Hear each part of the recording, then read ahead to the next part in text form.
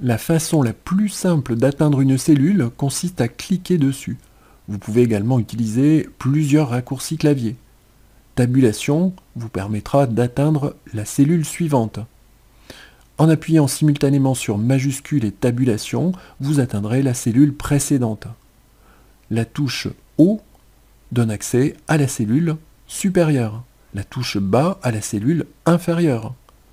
Le raccourci clavier CTRL plus gauche donne accès à la première cellule de la ligne actuelle. Et le raccourci clavier CTRL plus droite donne accès à la dernière cellule de la ligne actuelle. Le raccourci clavier CTRL plus origine donne accès à la cellule A1. Et enfin, le raccourci clavier CTRL plus fin donne accès à la dernière cellule qui contient des données.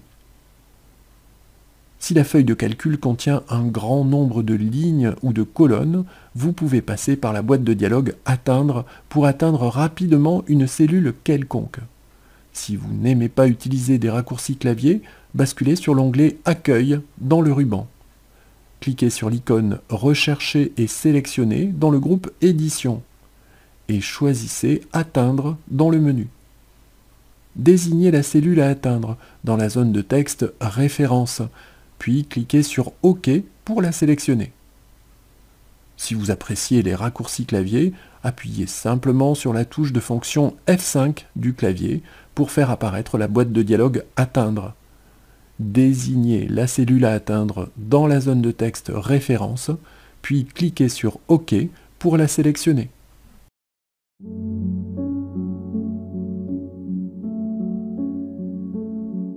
Pour faciliter la saisie de données dans un ensemble de cellules, le plus simple consiste à définir une zone de saisie. Deux techniques sont utilisables. Vous pouvez passer par la souris ou par la zone non. Voyons comment procéder avec la souris. Placez le pointeur sur la première cellule, en haut à gauche. Maintenez le bouton gauche de la souris enfoncé et faites glisser le pointeur jusqu'à la dernière cellule de la zone de saisie, en bas à droite. Ici, par exemple, la zone de saisie concerne les cellules B4 à D6. Voyons maintenant comment procéder avec la zone non. La zone non se trouve dans la partie gauche de la fenêtre, au-dessus des entêtes de colonne. Pour sélectionner une zone de saisie avec la zone non, il suffit de faire référence à cette zone. Par exemple, pour définir la zone de saisie B4 à D6, cliquez dans la zone non, tapez B4 2.D6 et appuyez sur la touche Entrée du clavier. Que vous ayez déjà utilisé la souris ou la zone non pour définir la zone de saisie, il ne vous reste plus qu'à saisir les données et formules.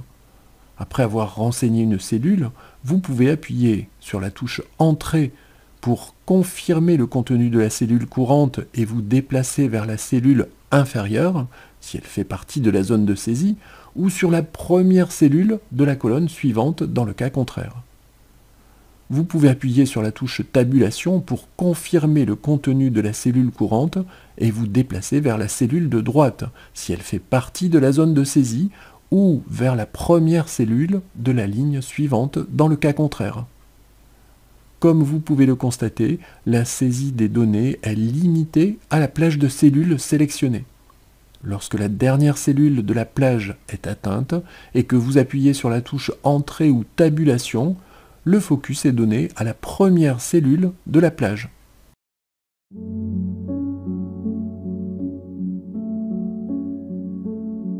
Les opérations de couper, copier, coller sont universellement utilisées dans le système d'exploitation Windows, ainsi que dans les applications qui fonctionnent sous Windows.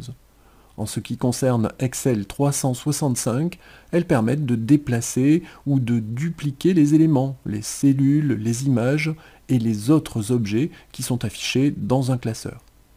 Pour copier une ou plusieurs cellules sélectionnées, cliquez sur l'onglet Accueil du ruban, puis sur l'icône Copier dans le groupe Presse-Papier. Vous pouvez également appuyer simultanément sur les touches CTRL et C pour parvenir au même résultat. Le texte est copié dans le presse-papier de Windows. Il peut être collé une ou plusieurs fois dans le classeur en cours d'édition ou dans tout autre classeur. Pour couper une ou plusieurs cellules sélectionnées, cliquez sur l'onglet Accueil du ruban, puis sur l'icône Couper dans le groupe Presse-Papier. Vous pouvez également utiliser le raccourci clavier CTRL-X pour parvenir au même résultat. Les cellules sélectionnées sont placées dans le presse-papier de Windows et elles peuvent être collées une ou plusieurs fois dans le classeur courant ou dans tout autre classeur.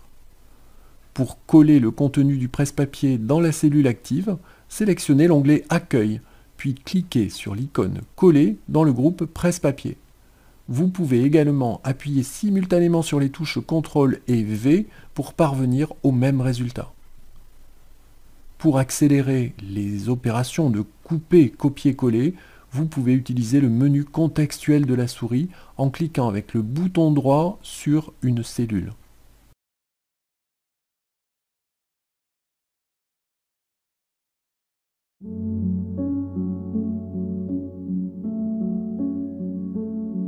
La fonctionnalité couper, copier, coller peut aller beaucoup plus loin dans Excel 365.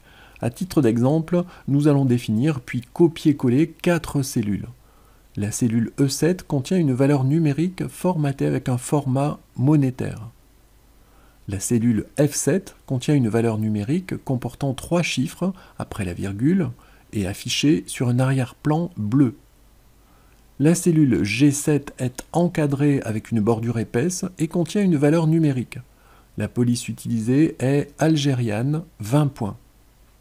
Enfin, la cellule H7 contient la somme des cellules E7 à G7. Je sélectionne les cellules E7 à H7 et je les place dans le presse-papier en cliquant sur l'icône Copier du ruban. Une bordure pointillée animée entoure les cellules pour montrer qu'elles sont bien sélectionnées. Le collage se fera à partir de la cellule E10. Je clique sur cette cellule, puis sur la flèche située sous l'icône Coller. Plusieurs méthodes de collage sont disponibles. Vous pouvez par exemple coller les cellules en ignorant leur mise en forme, en conservant les valeurs, formules et formats numériques, en conservant les valeurs, formules et formats numériques, mais en supprimant les bordures, en appliquant la mise en forme aux cellules réceptrices, en effectuant un collage sous une forme graphique, etc., etc. Si les méthodes de collage par défaut ne sont pas suffisantes, cliquez sur « Collage spécial » dans le menu pour accéder à des options supplémentaires.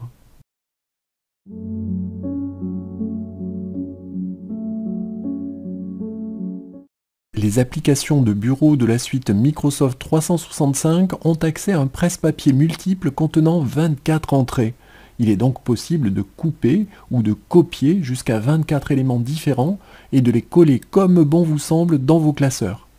Pour accéder à cette fonctionnalité, vous devez afficher le volet presse-papier en cliquant sur son lanceur de boîte de dialogue. Lorsque vous utilisez la commande couper ou copier ou les raccourcis clavier équivalents dans Excel ou dans une autre application Windows, la sélection est empilée dans le presse-papier multiple. Pour coller l'un des éléments empilés, il vous suffit alors de cliquer sur une cellule dans le classeur et de sélectionner l'entrée correspondante dans le volet presse-papier. Vous pouvez également supprimer des entrées dans le volet presse-papier.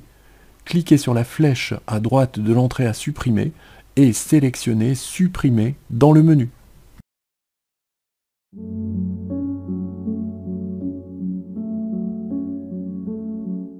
Windows 11 et Windows 10 disposent également d'un presse-papier multiple. Vous pouvez donc y mémoriser plusieurs éléments sans passer par le presse-papier multiple de Microsoft 365.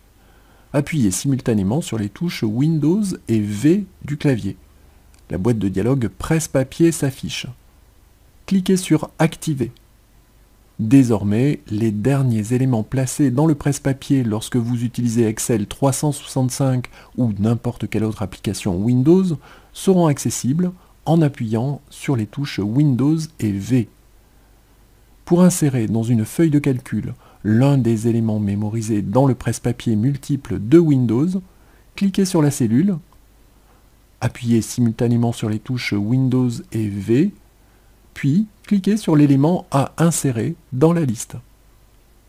Notez qu'il est possible de supprimer tous les éléments mémorisés dans le presse-papier en cliquant sur le bouton « Effacer tout ». Pour terminer cette vidéo, sachez que le presse-papier peut être partagé avec tous les appareils qui utilisent le même compte Microsoft. Cette fonctionnalité n'est pas activée par défaut. Pour l'activer, appuyez puis relâchez la touche Windows du clavier, puis tapez « Presse ». L'entrée « Paramètres du presse-papier » est en surbrillance dans la partie supérieure du menu Démarrer. Appuyez sur la touche « Entrée » pour ouvrir la fenêtre de paramétrage correspondante. La fenêtre « Système presse-papier » s'affiche. Basculez l'interrupteur « Synchroniser vos appareils » en position « Activée » et assurez-vous que l'option « Synchroniser automatiquement le texte que je copie » est sélectionnée. Fermez la fenêtre des paramètres pour prendre en compte le nouveau réglage. Désormais, tous les appareils qui utilisent le même compte Microsoft se partageront le presse-papier multiple de Windows.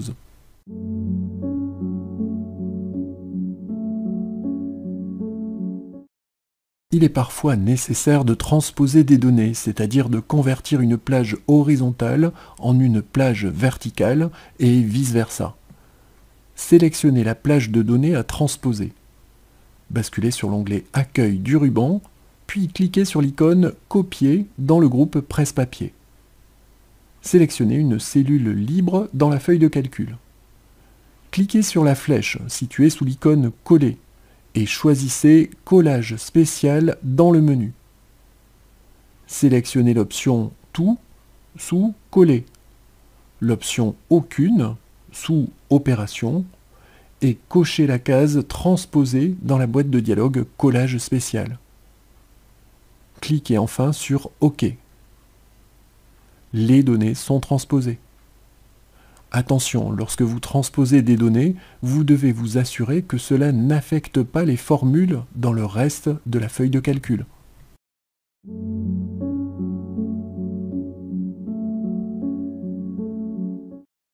Pour supprimer le contenu d'une cellule, sélectionnez la cellule, puis appuyez sur la touche Supr du clavier. Pour supprimer uniquement le format d'une cellule, sélectionnez la cellule, basculez sur l'onglet « Accueil du ruban », cliquez sur l'icône « Effacer » dans le groupe « Édition » et choisissez « Effacer les formats » dans le menu. Enfin, pour effacer le contenu et le format d'une cellule, sélectionnez la cellule. Basculez sur l'onglet « Accueil du ruban », cliquez sur l'icône « Effacer » dans le groupe « Édition » et choisissez « Effacer tout » dans le menu.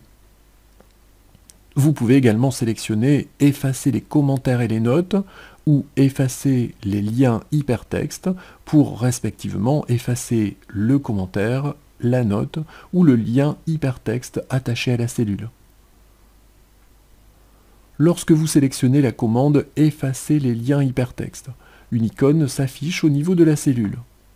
Cliquez dessus et indiquez si vous voulez supprimer le lien hypertexte seulement ou également sa mise en forme.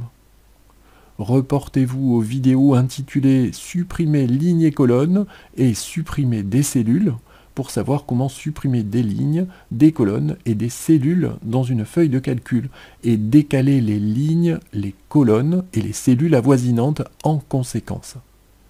Attention, si vous effacez le contenu d'une cellule qui est utilisée dans une formule, il y a toutes les chances pour que le résultat du calcul soit erroné ou inexploitable.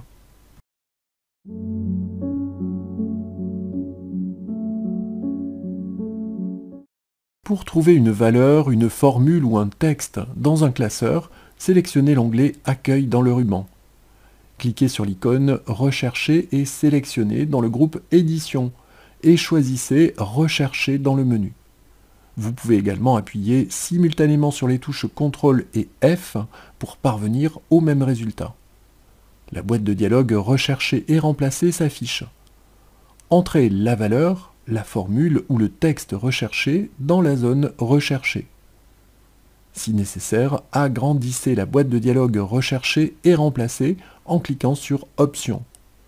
Vous pouvez alors spécifier le format des cellules recherchées, l'étendue de la recherche, la feuille ou le classeur, c'est-à-dire toutes les feuilles du classeur, la direction de la recherche, par ligne ou par colonne, les éléments concernés par la recherche, les formules, les valeurs ou les commentaires.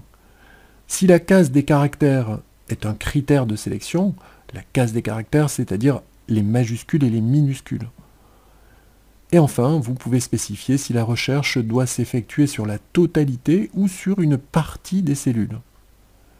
Cliquez sur Suivant ou appuyez sur la touche Entrée pour lancer la recherche. Si vous voulez lancer une recherche sur plusieurs feuilles, mais pas sur toutes les feuilles du classeur, maintenez la touche Contrôle du clavier enfoncé, puis sélectionnez les feuilles en cliquant sur leurs onglets. Appuyez alors sur CTRL F. La recherche concernera les feuilles sélectionnées et uniquement celles-là. Une remarque pour terminer, si cela est plus facile pour vous, il est possible d'utiliser la zone de texte recherchée de la barre de titre pour lancer une recherche dans la feuille de calcul en cours. Entrez le terme recherché et cliquez sur ce terme sous Rechercher dans le document. La boîte de dialogue Rechercher et remplacer s'affiche.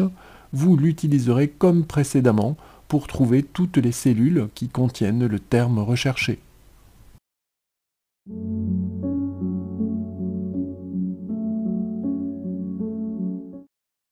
Pour effectuer des recherches et remplacements, sélectionnez l'onglet Accueil dans le ruban. Cliquez sur l'icône Rechercher et sélectionnez dans le groupe Édition et choisissez Remplacer dans le menu. Vous pouvez également appuyer simultanément sur les touches CTRL et H pour parvenir au même résultat. Tapez le texte à rechercher dans la zone Rechercher et le texte de remplacement dans la zone Remplacer par. Cliquez sur Suivant pour accéder à la prochaine occurrence du texte recherché. Cliquez sur Remplacer pour remplacer la prochaine occurrence du texte recherché par le texte de remplacement.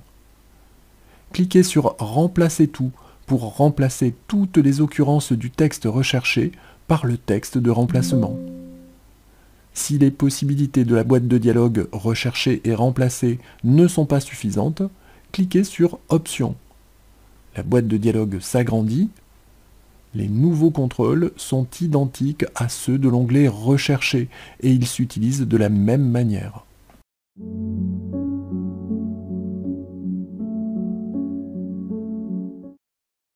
Pour copier une cellule dans plusieurs cellules adjacentes, sélectionnez la cellule source et les cellules destination.